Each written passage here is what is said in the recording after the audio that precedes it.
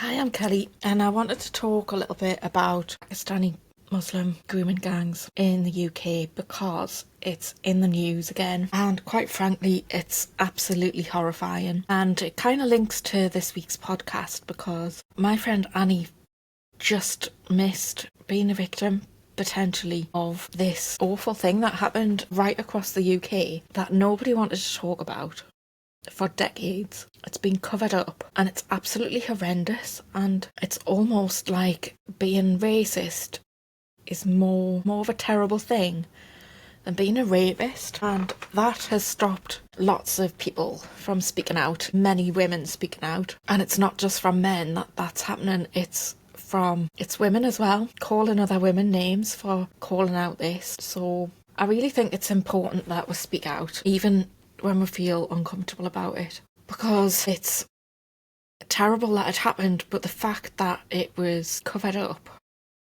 for so long makes it even worse. And as a counsellor, I often work with women who carry the trauma of sexual abuse and institutional betrayal. I mean, I've sat in a room with clients who weren't believed, who were dismissed, who were labelled troubled or promiscuous rather than protected. And when you've heard those stories, when you've seen what that does to someone, to be failed not once but over and over again by every system that's put in place to help them, that's meant to help them but doesn't, it really changes you. And I'm talking about this as a woman and a counsellor and someone who's seen up close what happens when abuse is denied and when victims are silenced, and when authorities are more concerned about appearing racist than protecting children. Because for years, young white British girls, often vulnerable, who were in care or from broken homes, were systematically groomed, raped and trafficked by networks of mostly Pakistani Muslim men. And these were not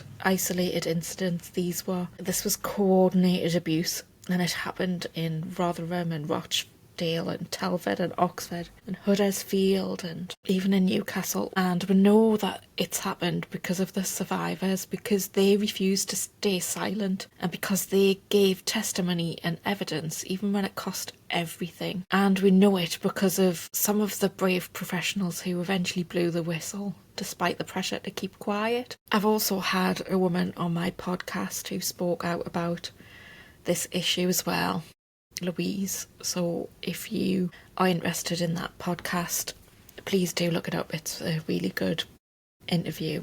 In 2014, the J report revealed that over 1,400 children had been exploited in Rotherham between 1997 and 2013. And that number is likely to be an underestimate. And what made it worse, what still makes it worse, is that the authorities knew.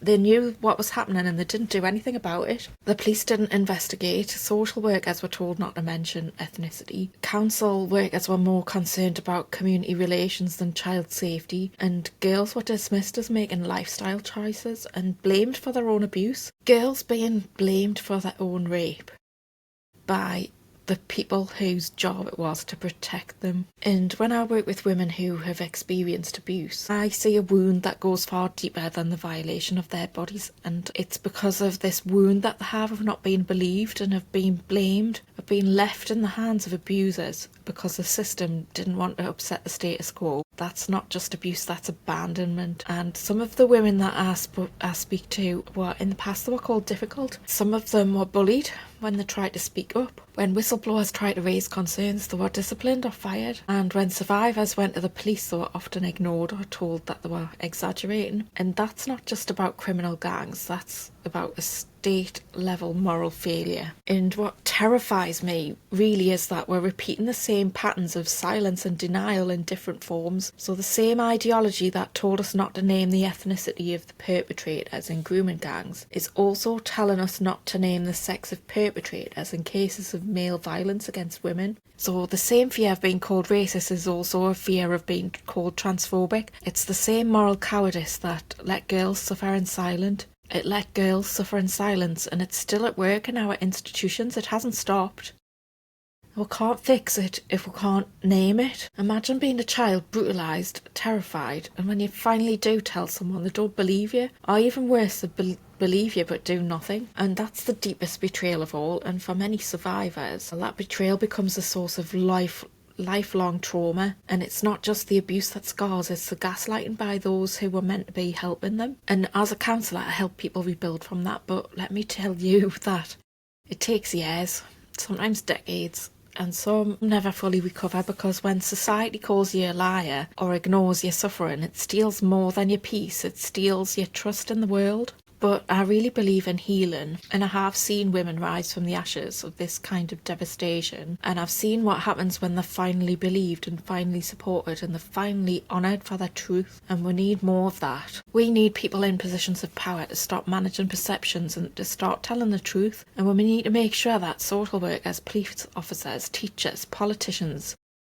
never again prioritise reputation over reality. And we need to support the survivors who are still carrying those stories inside them, who were never given the justice that they deserve. If this is something that you relate to, if you're a survivor or someone who works in safeguarding or someone who just wants to be part of the solution, I want you to know that you're not alone.